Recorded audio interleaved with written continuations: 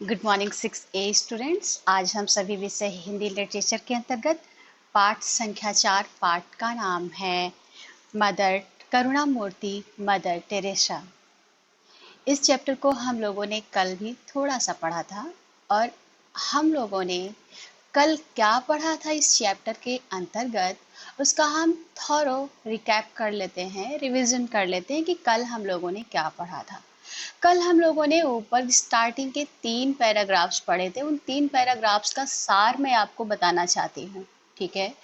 उस स्टार्टिंग के 3 पैराग्राफ्स में जो कि कल पढ़ा था हम लोगों ने, उसमें हम लोगों ने पढ़ा था कि जो मदर टेरेसा हैं उनका जन्म यूरोप के यूगोस्लाविया में 26 अगस्त सन 1910 में एक साधारण व्यवसायी के घर में हुआ था, ठीक है।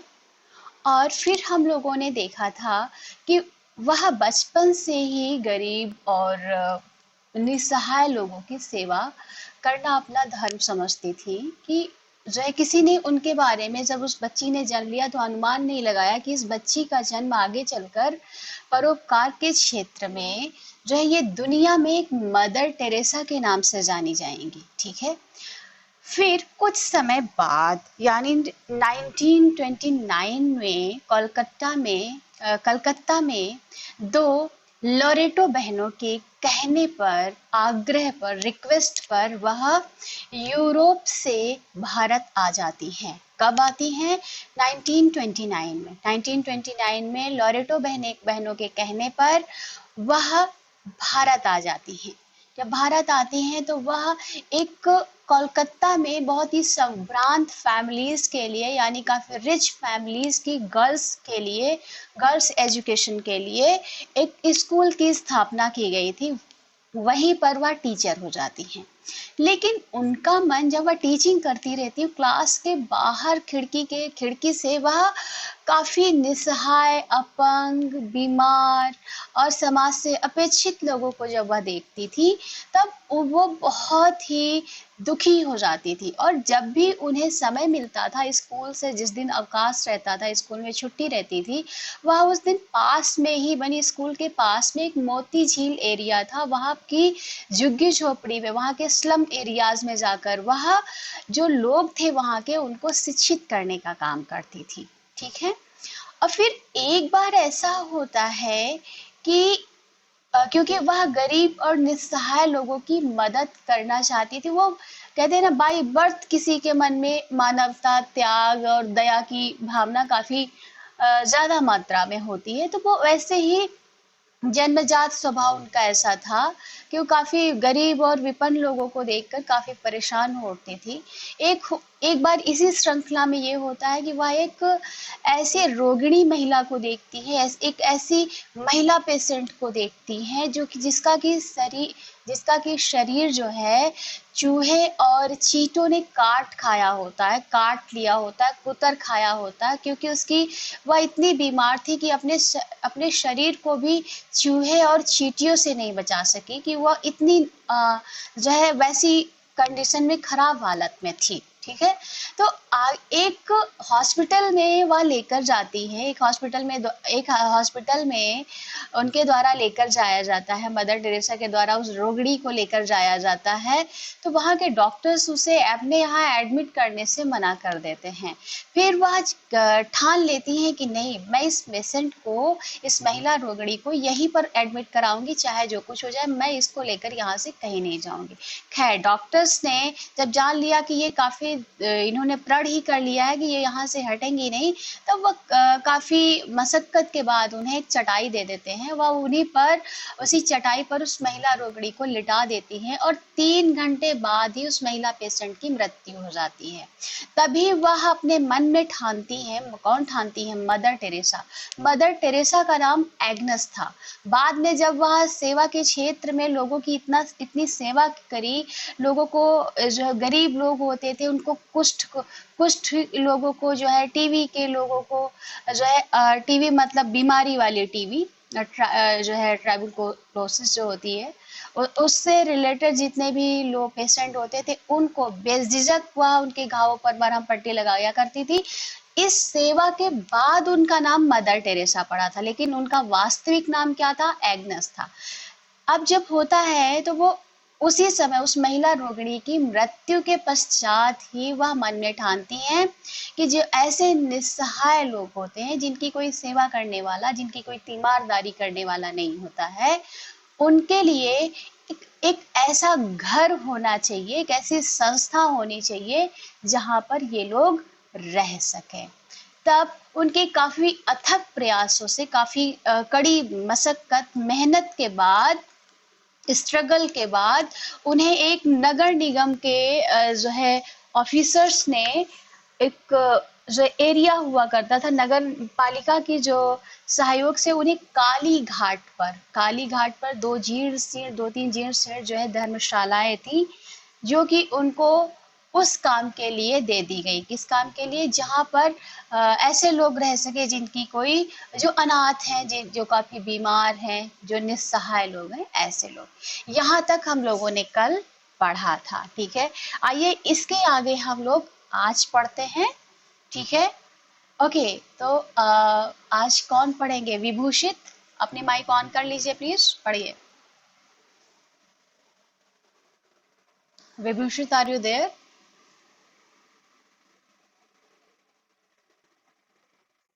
चलिए पढ़िए। पेज नंबर 30 पर सेकेंड पैराग्राफ से स्टार्ट करेंगे। सेकेंड पैराग्राफ क्या, फर्स्ट ही पैराग्राफ से स्टार्ट करेंगे।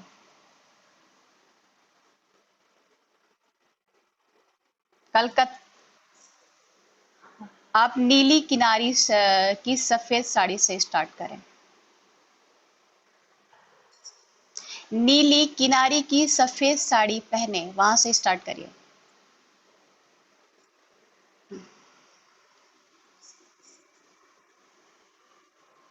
परंपरा, परंपरावादी।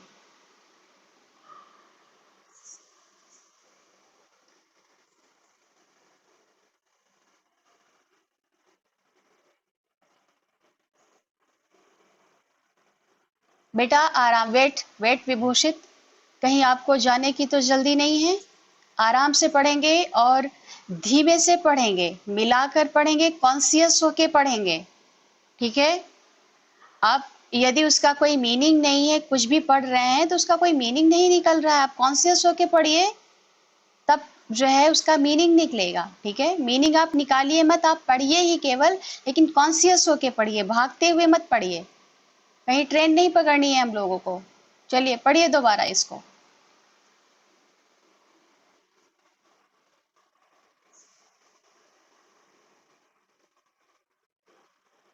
यूरोपियन महिला को, why lefting these are words, some words during reading।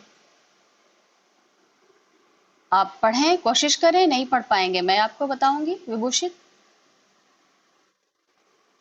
पढ़िए।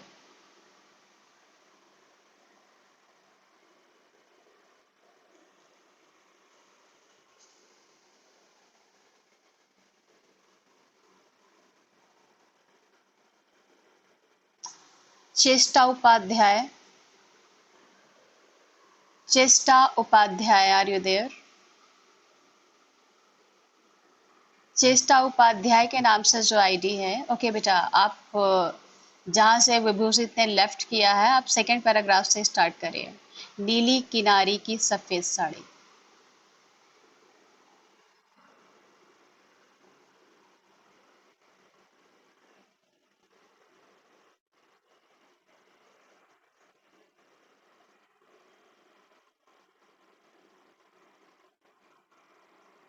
कलकत्ता, हम्म, की, हम्म, हम्म।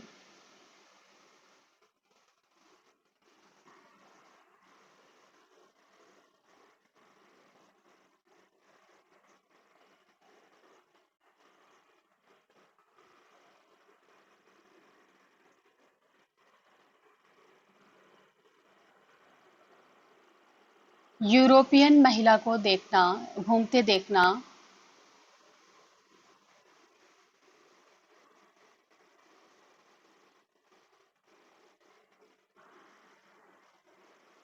अविश्वसनीय दृश्य होता।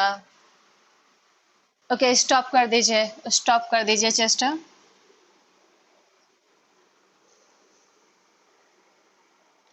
चलिए। नो।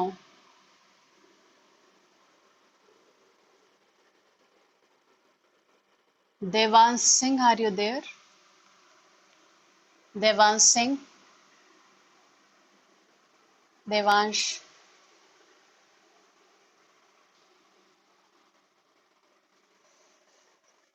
चलिए पढ़िए बेटा इसी पैराग्राफ को।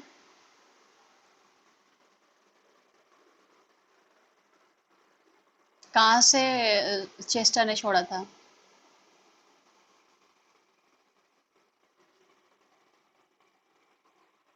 You have book? पढ़िए।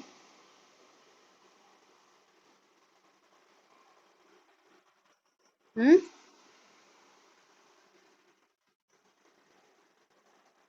What are you saying?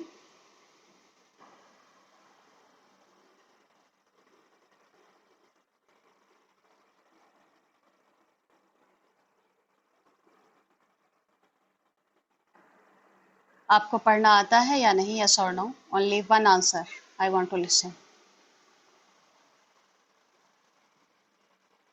Devansh left.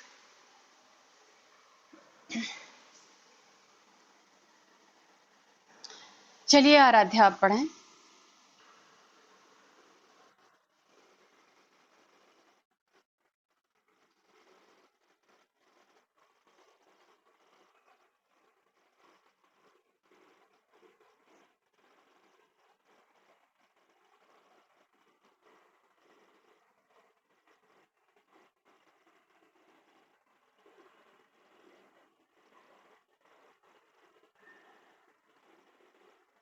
Hmm.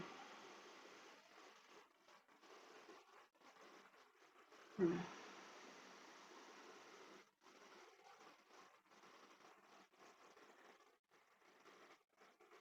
Hmm.